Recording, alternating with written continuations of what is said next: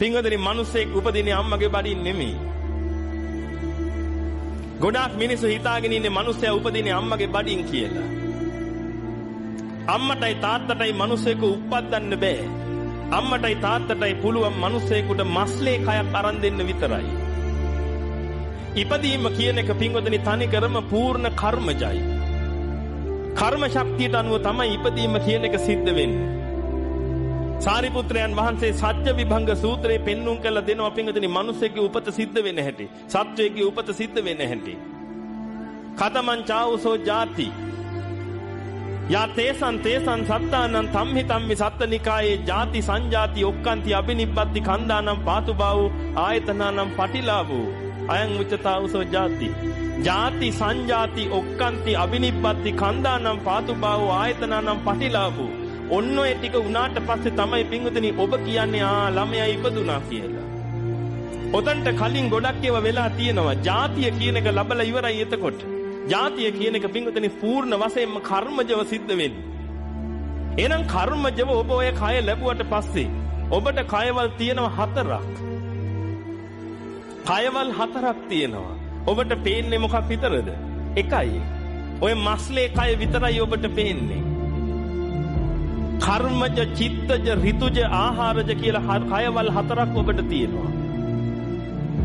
ඒකෙන් කෑම දාන්න වැවෙන කය තමයි ඔය තියෙන්නේ. ඇති පදන් ගහකට පෝර දානවා වගේ තමයි දාන්න වැවෙනවා. ඔය ආහාරජ කය.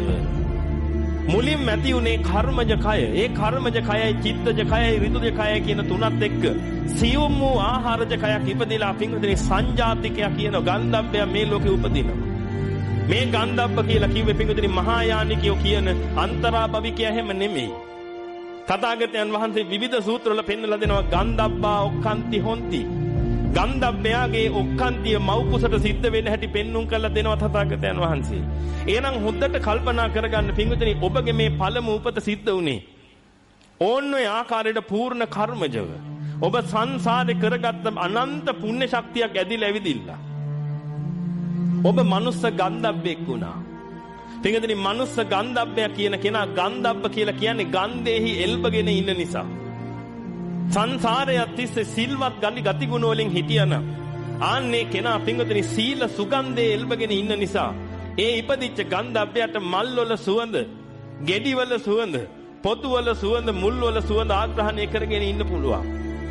දුස්සීල දුර්ගන්ධේ නම් පැතිරෙන්නේ පින්වතුනි සංසාරයක් තිස්සේ. මේ ඉපදෙන ගන්ධබ්බය දුස්සීල දුර්ගන්ධේ නිසා ඒකට කෙල සොටු සෙම සරව මුත්‍ර මල ආදී වශයෙන් දේවල් වලින් පිට වෙන ගන්ධේ විතරයි ආග්‍රහණයට එන්නේ. පින්වතුනි ඔබ ඔන්න ඔය දෙකෙන් එකක් තමයි ආග්‍රහණය කර ආවේ. ඔය ආග්‍රහණය කර ඉන්නකොට පින්වතුනි ඔබට ලොකු උමනාවක් ආවා මස්ලේ කයක් ගන්න. ඔය මස්ලේ කය ගන්න උවමනා එනකොට පින්වතුනි කෝටි ගාණක් ගන්ධබ්බය මස්ලේ කය ගන්න බලාගෙන ඉන්නවා. කෝටි ගාණක් එකෙක් එහෙම නෙමෙයි. මේ කෝටි ගාණක් ගන්ධබ්බය මස්ලේ කය ගන්න බලාගෙන කාන්තාවක් පුරුෂෙක් එක්ක එකතු වෙන වෙලාවේ පින්වතුනි ගන්ධබ්බය ලක්ෂ ගාණක් මහා බලාපොරොත්තුවක් තියාගෙන එතනට එනවා. හැබැයි chance එක තියෙන එක්කෙනෙකුට විතරයි. පින්වතුනි ඔබ මේ මස්ලේ කය ඕනෙකමට කර්ම ශක්තිය ගැළපෙන හැම තැනකටම ගියා. ඒ හැම තැනකටම ගිහිල්ලා පින්වතුනි ඔබ මස්ලේ කයක බලාපොරොත්තුෙන් හිටියා. අවුරුදු කෝටි ගාණක් ඔබ හැදෑරුවා පින්වතුනි මේ විදිහට. අවුරුදු කෝටි ගාණක් යනකම් ඔබට හම්බුනේ නෑ මස්ලේ කය. ඔබ ඇඬුවා.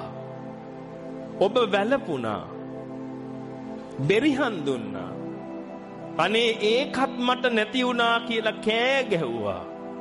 එක අවස්ථාවක් ආවා. කර්ම ශක්තිය ගැළපිලා ඔබට යම් යුක්තානුවකට බැහැ ගන්න. ඒ බැහැගත් මොහොතේම පින්වතුනි ඒ කර්ම ශක්තියේ විපරීතකම නිසා ඔබට ආයෙ එළියට යන්න වුණා. නිකමට ඊතර බලන්න සමස්ත ලංකා තරඟයක් තිබිලා.